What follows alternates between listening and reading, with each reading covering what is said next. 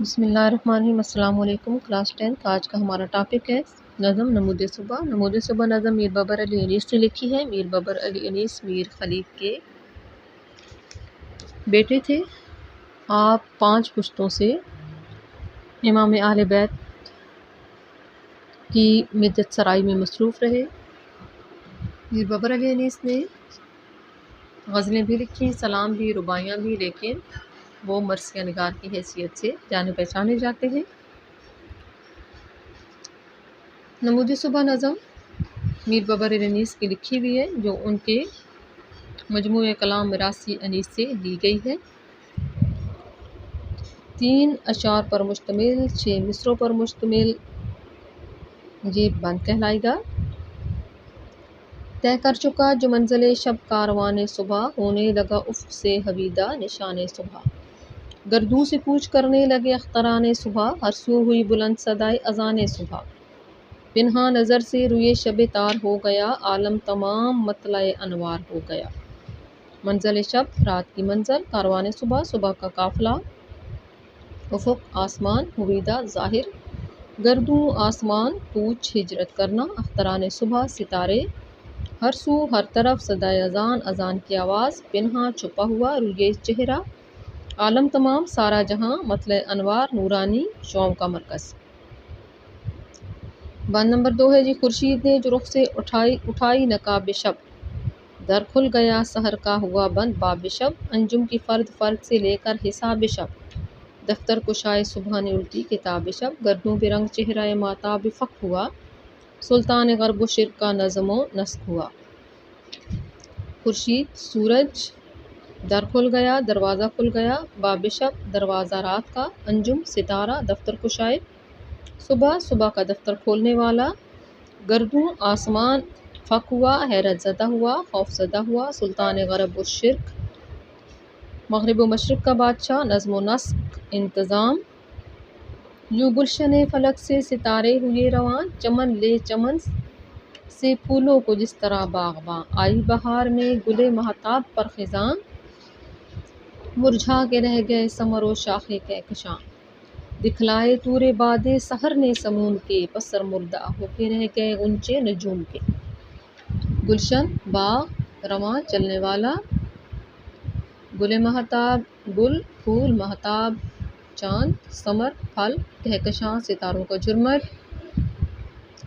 باد سحر صبح کی خوشگوار ہوا، سموم گرم ہوا، پسر مردہ مرجھایا ہوا، غنچے نجوم کے، غنچے بن کھلا پھول، نجوم ستارے، چھپنا وہ مہتاب کا وہ صبح کا ظہور، یاد خدا میں زمزمۂ پردازی طیور، وہ رونق اور وہ سرد ہوا، وہ فضا وہ نور، خنکی ہو جس سے چشم کو اور قلب کو سرور، انسان زمیں پہ محو ملک آسمان پر، جاری تھا ذکر قدرت حق ہر زبان پر۔ مہتاب چاند، ظہور ظاہر ہونا روشن ہونا، زمزمہ نغمہ سرائی زمزمہ پردازی نغمہ سرائی، طیور طائر کی جمع پرندے، خنکی ٹھنڈک سردی، سرور لطف فرحت، محو مصروف، ملک فرشتے، وہ سرخی شفق کی ادھر چرخ پر بہار، وہ بارور درخت وہ صحرا وہ سبزہ زار،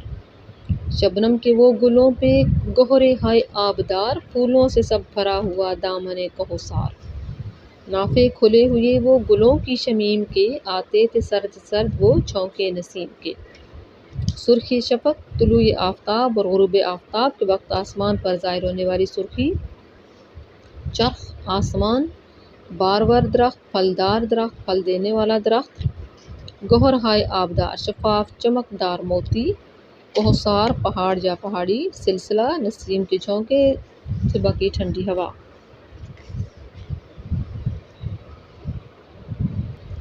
جی بچوں، یہ تھے ہماری نظم میر انیس نے لکھی ہے، مجموعہ کلام ہے میراثی نسیم، اس سے یہ ماخذ ہے، لی گئی ہے۔ اس نظم کو آپ نے اچھی طرح سے پڑھنا ہے، اس کے مشکل الفاظ کے معنی کو آپ نے کاپی پر لکھنے ہیں، اور آپ نے اس نظم کا مرکزی خیال اور خلاصہ بھی کاپی پر لکھنا ہے۔ مرثی خیال ہے جی کہ رات کا سفر ختم ہوا تو صبح کے قافلے ظاہر ہوئے، ستارے غائب ہوئے، اذان کی صداؤں کے ساتھ رات کے مناظر کا اختتام ہوا، سحر کے رنگ ابھر آئے، ہر طرف اللہ تعالیٰ کی عظمت کا ذکر ہونے لگا، میدان، صحرا، پہاڑوں اور باغات میں صبح ظاہر ہونے لگی